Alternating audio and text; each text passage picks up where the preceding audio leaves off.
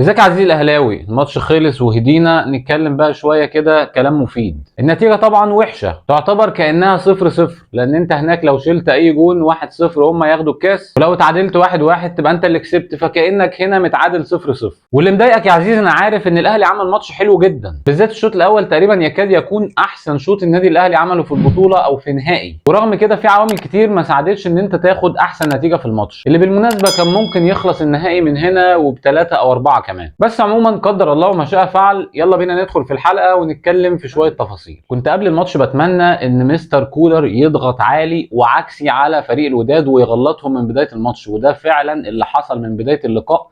النادي الاهلي مسك تحديدا اول 20 دقيقه فريق الوداد ضرب ضرب ضرب، مش عارفين يطلعوا من منطقه جزائهم، وشفت لما بتضغط على الوداد ازاي بتغلطهم. لكن للاسف كان يعيبنا ان مفيش اللعيب الحاسم اللي بيخلص. كهربا مضيع كوره في الدقيقه 17 انفراد شاطها ولما يكون في تمرينه، بدل ما يرزعها بوش رجله ويحط وش رجله فيها في سقف الجون، لعبها ضعيفه جدا وبسيطه في ايد الحارس كانه بيمرنه يعني. وللاسف في النهائيات وفي الماتشات المهمه اللي زي دي الفرص ما بتجيش كتير. انت لو عرفت تستغل مثلا 80% من الفرص اللي جات لك خلصت الماتش. تخيل انت 1-0 في الدقيقه 17 والوداد مش شايف مصطفى شوبير اصلا، يعني احنا قرب نهايه الشوط الاول مش عارفين مصطفى شوبير لابس ايه. ومستر كولر النهارده عمل تريكايه كده بانه خلى حمدي فتحي يميل اكتر على الاطراف، بعد ما كان بيخش في انصاف المساحات في الماتشات اللي فاتت بقى يسحب عشان يشد الملعب مع علي معلول على الاطراف، واللي كان بيدخل جوه هو حسين الشحات. والناحيه الثانيه المفروض ان ديانج كان بيقوم بالادوار دي، بس طبعا اليو ديانج في الادوار الهجوميه ما تسالوش عن حاجه. كانت الجبهه الثانيه دي جبهه سيئه جدا، واللي كان قايم بكل الشغل فيها هو بيرسي تاو. حتى محمد هاني زياداته كانت محدوده جدا وبحساب، يعني الضغط على فريق الوداد بيغلطهم. وغير كره كهربا كنا هنجيب كره ثانيه كده في دربكه بين بيرسي تاو واليو ديانج، ولكن الكره كده تقلش من على رجل مدافع فريق الوداد وتطلع ضربه ركنيه. لما بتضغط بتوصل، ولما بتضغط بتقطع وبتشكل خطوره. المهم والنتيجه 0-0 في الدقيقه 39 تحديدا، كوره عاليه كده لسامبو يطلع ياخدها من منعم ويريحها للحسوني اللي ينفرد تماما بمصطفى شوبير، ومصطفى شوبير يطلع يعمل عليه بلوك هايل عشان يشيل جون. اكيد لو كان دخل الماتش ده كان هيروح في سكه تانيه خالص. وان شاء الله ان شاء الله لما ناخد الكاس ده الكوره بتاعت مصطفى شوبير دي عامله زي الكوره بتاعت مارتينيز في نهائي كاس العالم، نفس الاهميه بالظبط. مصطفى شوبير واحد من نجوم اللقاء النهارده، اول اختبار حقيقي ليه، هو اهم مكسب للنادي الاهلي النهارده مصطفى شوبير. المهم ندخل في الوقت الضايع اللي طول شويتين ثلاثه، وفي كوره ميته حسين الشحات ياخدها على الخط ويتقل عليها وسط اتنين لعيبه من الوداد، ويرفع كوره حلوه جدا على راس بيرسي تاو اللي يحط الجون الجميل جدا. بيرسي تاو في بطوله افريقيا السنه دي احسن اداء يقدمه بيرسي تاو مع النادي الاهلي، واحسن بطوله افريقيا اعتقد بيرسي تاو عملها، عشان نطلع الشوط الاول 1-0 نفس السيناريو بتاع ماتش الرجاء اللي كان هنا. جون مهم جدا معنويا للنادي الاهلي ويأثر تأثير سلبي جدا على فريق الوداد، ويخلص الشوط الاول 1-0. يلا بينا نروح على الشوط الثاني. الشوط الثاني فريق الوداد نزل ضغط عالي جدا وعامل شوط حلو جدا كأنه بيلعب على ارضه بالظبط، وده يقلقني هناك لان هو ده المنظر اللي هتشوفه في المغرب. النادي الاهلي فيه ارتباك، مفيش تنظيم، في قلق كده. مستر كولر باني شغله الشوط الثاني على انه هيلعب على التحولات، وبالتالي مخلي حسين الشحات وكهربا وبيرسي تاو الثلاثه على حدود خط نص الملعب، وباقي فريق الاهلي بيدافع. لكن فريق الوداد كان مسيطر بشكل كبير جدا على نص الملعب، وعشان كده مستر كولر نادى اليو ديانج وقال له اثبت مع مروان حمدي في نص الملعب عشان يلعب ب2-6 ويخلي حمدي فتحي هو اللي شويه ليه ادوار هجوميه. والموضوع ده لم الدنيا الى حد ما. وبعد الكلمتين اللي خدهم ديانج في الدقيقه 58 كره حلوه جدا من محمد هاني، حاجه محترمه يعني، على رجل حسين الشحات. والحقيقه حارس الوداد طلع بطريقه غريبه جدا، يعني الكره مش مستاهله ان هو يطلع، والحمد لله انه طلع يحطها لكهربا حسين الشحات عشان يوقف كده وتطب منه ويشوط ويحط الجون الثاني عشان تبقى النتيجه 2-0. كمان سيناريو احسن من ماتش الرجاء بكتير. انت الرجاء جبت الجون الثاني تقريبا في الدقيقه 81 او 82، انت دلوقتي من بدايه الشوط الثاني متقدم 2-0 على الوداد. عبد المنعم والثالث او رابع ماتش على التوالي نشوف ثقه زي ده ملهاش اي لازمه، برده اتكلمنا عليها قبل كده. وكوره يعمل فيها ميس باص في نص الملعب ملهاش لازمه، يعني كانت هتيجي علينا جون ولكن ربنا ستر. النادي الاهلي لما كان بيضغط على جبران في نص الملعب كان بياخد الكوره، وبيرسي تاو كان بيشكل الضغط بشكل كويس جدا، وعمل كوره مرتده حلوه جدا يحطها الكهرباء بشماله، كهرباء يحطها في البعيده لكن برده ضعيفه. بيمرن حارس فريق الوداد. كهربا النهارده للاسف كان من اسوأ اللعيبه في الماتش، ولو كان عنده نسبه توفيق عاليه او تركيز، كان زمان كهربا مسجل له جونين على الاقل. طبعا فاندنبروك نزل ونجم ولعب مع العملود في الجبهه اليمنى، والحقيقه كانت جبهه قويه جدا. وفي ماتش العوده متهيألي الجبهه دي هي هتبقى الجبهه الخطر على النادي الاهلي، ولكن لازم نستغل المساحات اللي وراهم لان العملود طاير على طول. المساحات اللي في ظهرهم حسين الشحات لازم في العوده يستغلهم. ويا ريت نركز في الحسم يا جدعان، يا ريت نركز عشان احنا محتاجين جون هناك، جون هيعقرب الدنيا خالص. للاسف مستر كولر اول تغيير يعمله كان تقريبا في الدقيقه 82، وده لان الراجل واثق في اللعيبه اللي في الملعب وفي امكانياتهم، ولكن بعد المجهود اللي عملوه طول الماتش اللعيبه انهارت بدنيا. وده اكتر ماتش مستر كولر يتاخر فيه. مستر كولر عموما في التغييرات بيتاخر، ولكن ده اكتر ماتش اتاخر فيه لانه فعلا الراجل كان في حيره. انا لو نزلت بديل دلوقتي انا مش ضامن انه يعمل لي نفس التعليمات اللي واخدها من اللعيبه اللي في الملعب، ولو فضلت على كده اللعيبه خلاص بدات تنهار. وعلى فكره الجون اللي جه فينا طبعا هو غلطه علي معلول، ولكن في الاساس الغلطه دي سببها ان البدني بتاع معلول وقع. في البدايه خالص الجون فيه قله خبره من مصطفى شوبير لان الكره كانت في رجله ولعب الكره بسرعه. انت 2-0 وخلاص فاضل 10 دقائق، هدي اللعب، نتيجه مقبوله جدا قصاد فريق الوداد، ولكن يلعبها مصطفى شوبير على طول.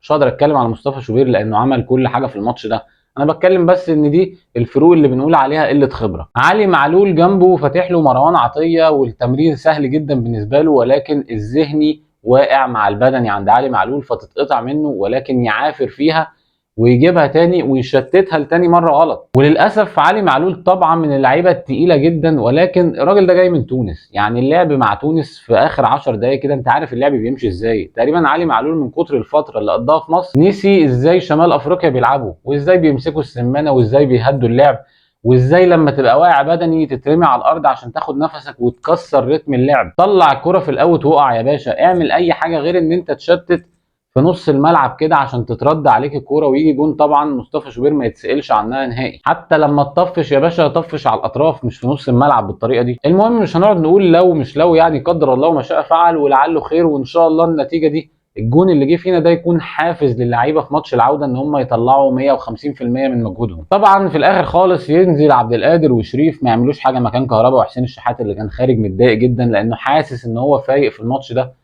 وعامل كل اللي عليه وزياده، ويخلص الماتش بنتيجه مش احسن حاجه 2-1. ويلا بينا نروح على الملاحظات. اول نقطه طبعا والكل اتكلم فيها وهي التحكيم. التحكيم بصراحه في افريقيا حاجه تحزن، حكم مهزوز وضعيف وطقم الفار كله من شمال افريقيا وحاجه يعني ما يعلم بها الا ربنا. الكره بتاعت حسين الشحات اللي في الدقيقه 36 ضربه جزاء، وعلى فكره هي مقطوعه بعد ضغط على فريق الوداد، وانا شخصيا كنت اتمنى حسين الشحات يقطم بالكره ويخش ويسجل لان انت كنت عامل زياده عدديه جوه منطقه الجزاء. ولكن مفيش مانع ان انت لما تتلمس تاخد ضربه جزاء عادي، ما اللعيب بتاع الوداد داخل باهمال. بس كنت اتمنى ان حسين الشحات يلعب على اللعب المفتوح احسن، خصوصا ان انت شايف الحكم عامل ازاي من اول ماتش. الكره بتاعت سامبو اللي افتكر فيها نفسه في فيلم شمس الزناتي فعلا، وراح واخد ياسر ابراهيم بوكس حلو قوي والفار بيتفرج ومفيش اي حاجه، ضرب من غير كوره، طرد مباشر. اتطرد عندنا فيها عبد المنعم واتطرد عندنا فيها محمد الشناوي قبل كده، ضرب من غير كوره، طرد مباشر. وده مش الشوط الاول. والشوط الثاني الكره المرتده اللي نطت من فوق عطيه الله ومسكها بايده كانه بيلعب هاند بول، وكان طالع 2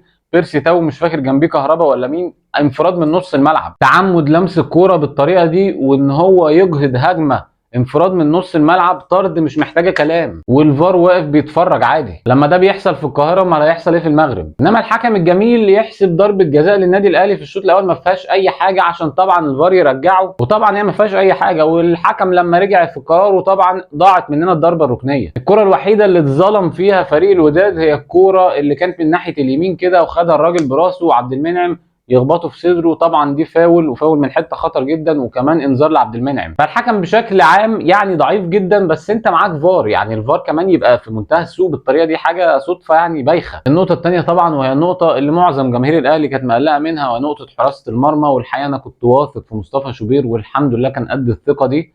اللعيبه يا جدعان في نهايه الشوط الاول الفاول بتاع يحيى عطيه الله مسكها بايده، يعني يا ريت مثلا اداها بالبوكس في نص الملعب ولا طلعها ضربه ركنيه، ده مسك الكوره بايده. 23 سنه بس شخصيه محترمه جدا وواثق من نفسه، ما بيتهزش. الانفراد اللي شاله انفراد يعني تصدي البطوله باذن الله، وباذن الله احنا الماتش ده هو ميلاد حقيقي لمصطفى شوبير الفتره الجايه، واتمنى ان شاء الله بعد ما نحسم الدوري نشوف مصطفى شوبير رجله في الملعب على طول. النقطه الثالثه وهي ان الفريقين دلوقتي بقوا كتاب مفتوح لبعض. طبعا الاهلي كده كده كتاب مفتوح من قبل ما الماتش يبدا، لكن بالنسبه لمستر كولر فريق الوداد مع فاندن بروك كان فريق شويه غامض، لان الوداد غير مدربين كتير والراجل ده ماسك ما بقالوش شهر، ولعب صن داونز مختلف تماما عن لعب الاهلي، وبالتالي الطريقه اللي لعب بيها مستر فاندن بروك تختلف اكيد عن الطريقه اللي لعب بيها قصاد النادي الاهلي.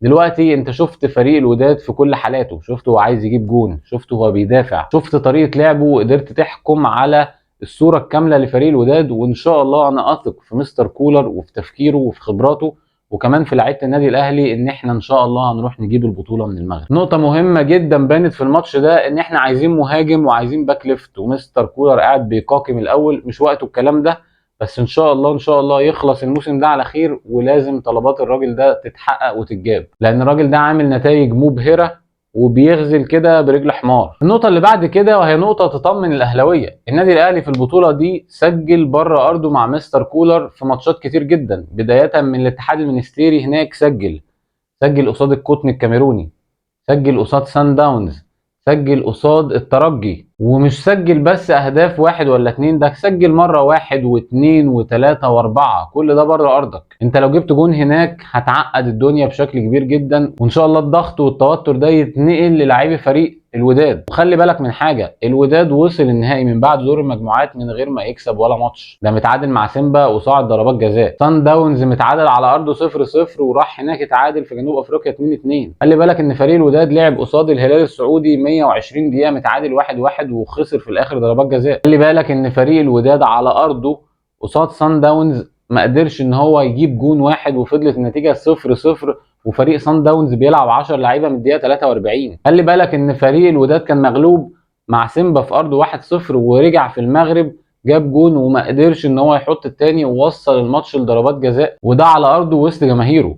فما تخافش من حاجه، الناس اللي محسساك ان الماتش خلص والبطوله خلصت والموضوع انتهى، الكلام ده مش حقيقي خالص، والنادي الاهلي ان شاء الله يعمل ماتش عمره هناك في المغرب وياخد البطوله باذن الله. الافضل بالنسبه لي في الماتش النهارده هو حسين الشحات اللي عمل كل حاجه في الكوره، 2 اسيست وكل الخطوره كانت من عند حسين الشحات، وأوفا طبعا مصطفى شوبير ربنا يحفظه ويبارك له. اما بالنسبه للاسوأ فكان محمود عبد المنعم كهربا ومحمد عبد المنعم واليو ديانج. في النهايه مضطرين ان احنا نستنى ال6 ايام دول، محتاجين دعم بس للعيبه وللفرقه، وان شاء الله اللعيبه تبقى رايحه عندها ثقه في البطوله وثقه في الفوز ويجيبوا البطوله ان شاء الله من المغرب على خير. ده كان كل حاجه النهارده، نشوفكم ان شاء الله في حلقه جديده. السلام عليكم.